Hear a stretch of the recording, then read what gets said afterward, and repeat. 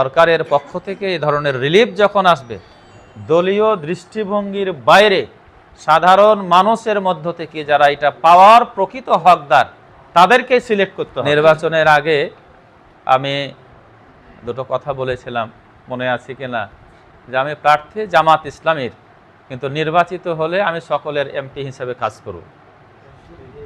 আপনারা যারা এখানে আছেন সব কি জামাত করেন? না, জামাত করেন, জামাতের বাইরেরও আছেন।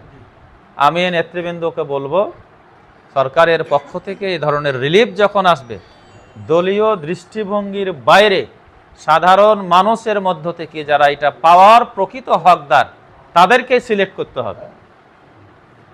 দলীয় সংকীর্ণ দৃষ্টিভঙ্গি পরিহার করতে হবে। আশা করি বুঝাইতে পারছি।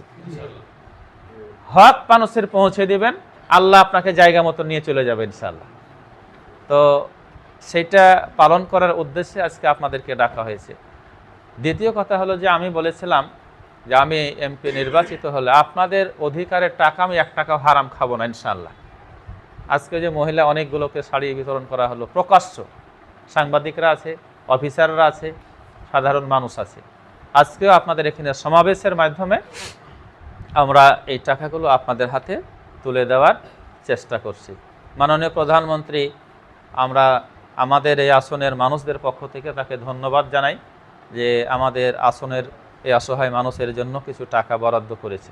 আমরা আপনাদের জন্য মাথা প্রতি 2000 টাকা করে বরাদ্দ করেছি। কয় হাজার টাকা? তো সবাইকে 2000 করে দিব। এখন সমাজে কিন্তু আপনাদের মতন অসংখ্য মানুষ আছে না? তো সব মানুষকে দেওয়া সম্ভব হলো না। তবে আপনারা যদি মনে করেন যে আমি তো 2000 টাকা পাইলাম, আমার পাশে আমার চাইতে একটা গরিব মানুষ আছে, তার নামটা উঠেনি, তাকেও যদি 200 টাকার ঈদের সামগ্রী চিনি সেমাই কিনে দেন, আল্লাহ আপনার প্রতি খুশি হবে না বেজার হবে? পারবেন না করতে? এটা তো আপনি নাও পাইতে পারতেন, আল্লাহ তাআলা একটা ব্যবস্থা করে দিয়েছে। এটা করবেন ইনশাআল্লাহ, করবেন ইনশাআল্লাহ, ঠিক আছে? তাহলে আল্লাহ তাআলা দেখবেন যে এটার ওসিলাতে আপনার এই অসহায়ত্বকে আল্লাহ কাটিয়ে দিতে পারে, আল্লাহ আপনার অভাব দূর করে দিতে পারে।